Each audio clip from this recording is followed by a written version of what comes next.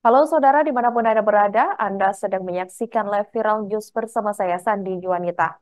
Menteri Koordinator Bidang Kemaritiman dan Investasi atau Menko Marves Luhut Binsar Panjaitan memberi masukan untuk pemerintahan Prabowo Subianto dan Gibran Rakabuming Raka sebagai Presiden dan Wakil Presiden terpilih. Adapun Luhut mengingatkan Prabowo untuk tidak membawa sosok toksik atau racun di pemerintahannya nanti. Hal itu disampaikan oleh Luhut atau LBP dalam sebuah acara Jakarta Futures Forum di Hotel JW Marriott pada Jumat 3 Mei 2024. Saat itu, Luhut membahas terkait prospek kerjasama antara Indonesia dengan India. Luhut yakin Prabowo dapat melakukan banyak hal untuk membawa Indonesia menjadi lebih baik di masa depan. Ia juga optimis angka korupsi di Indonesia nantinya akan berkurang seiring dengan digunakannya sistem digital. Luhut mengatakan pemerintah Indonesia akan fokus untuk meningkatkan penelitian di bidang sumber daya manusia atau SDM dengan belajar dari India dan juga China.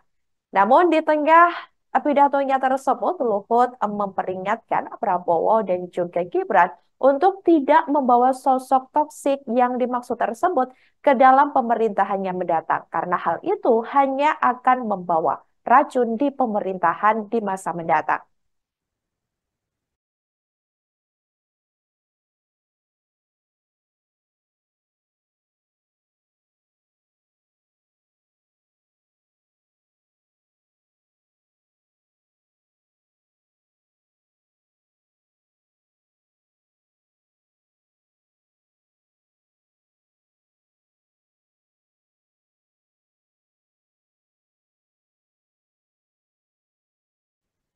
Ketua Umum Partai Kebangkitan Bangsa atau PKB, Muhaimin Iskandar atau Caimin merespons pernyataan Luhut maksud kami yang menyinggung soal bahaya toksik atau racun di pemerintahan.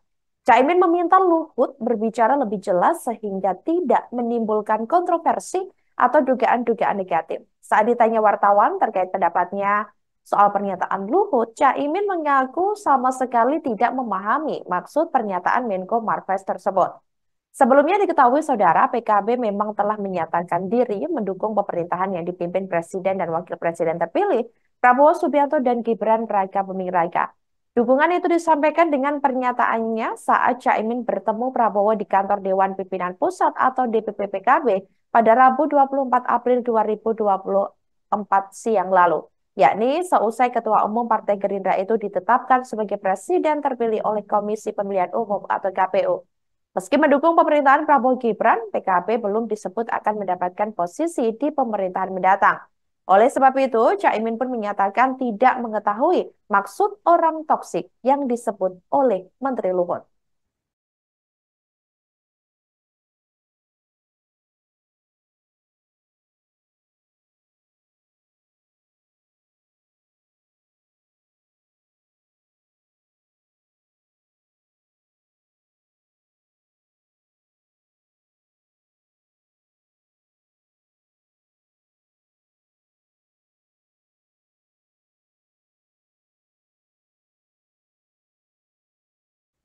Jelang kepemimpinan Presiden terpilih, Prabowo Subianto muncul ketegangan antara Menteri Koordinator Kemaritiman dan Investasi atau Menko Marves Luhut Binsar Panjaitan atau LBP dengan Ketua Umum PKB Muhaimin Iskandar alias Caimin. Setelah perseteruan soal hilirisasi, kini kontroversi sosok toksik di pemerintahan menjadi sorotan. Adapun hal itu, seusai Luhut mengingatkan Prabowo untuk tidak membawa sosok toksik atau racun pada pemerintahannya mendatang. Pernyataan itu disampaikan Luhut di tengah momen PKB yang menyatakan dukungannya terhadap pemerintahan Prabowo Gibran Raka Buming Raka mendatang. Sebelumnya diketahui saudara, Ketua Umum PKB sempat menyinggung terkait program hilirisasi yang tidak berkontribusi banyak pada rakyat di Sulawesi. Ia mengatakan meski Sulawesi Tengah pertumbuhannya sekarang bisa 13%, namun disebut Caimin rakyat tetap miskin dan tidak bisa menikmati. Menurutnya, morat-maritnya tambang di Indonesia tak hanya soal hilirisasi, tapi juga banyaknya tambang ilegal. Merespons hal itu, Luhut membantah Muhaimin. Ia mengatakan ingin mengajak Muhaimin melihat dampak ekonomi dari hilirisasi sumber daya alam atau SDA di Wedabai, Maluku Utara, dan Morowali, Sulawesi Tengah. Luhut bahkan menuding Caimin melakukan pembohongan publik, meskipun hasil investigasi pers hingga organisasi nirlaba mengupas kerusakan berat lingkungan akibat hilirisasi di Sulawesi.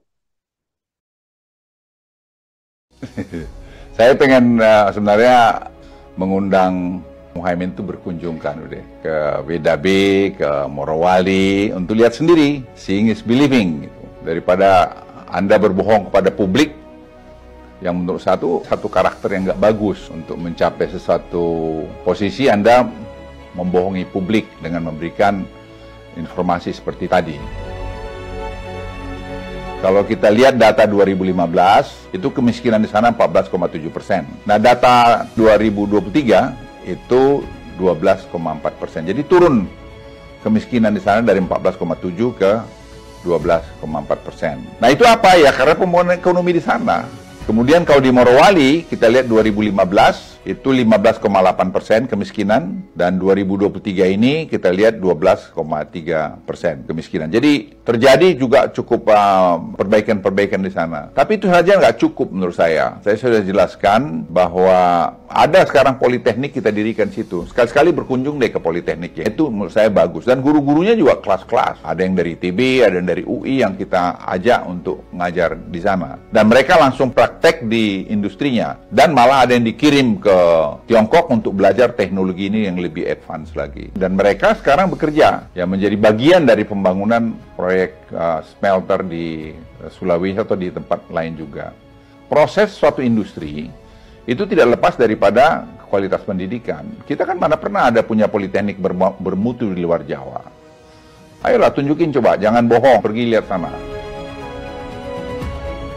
Jumlahnya itu berkisar antara 10-15% saja. Dan itu tidak bisa tidak kita lakukan, karena kita tidak punya memang kualitas manusia pada saat itu untuk melakukan pekerjaan-pekerjaan itu. Sekarang, secara bertahap itu berkurang, karena sudah banyak yang kita latih dan training.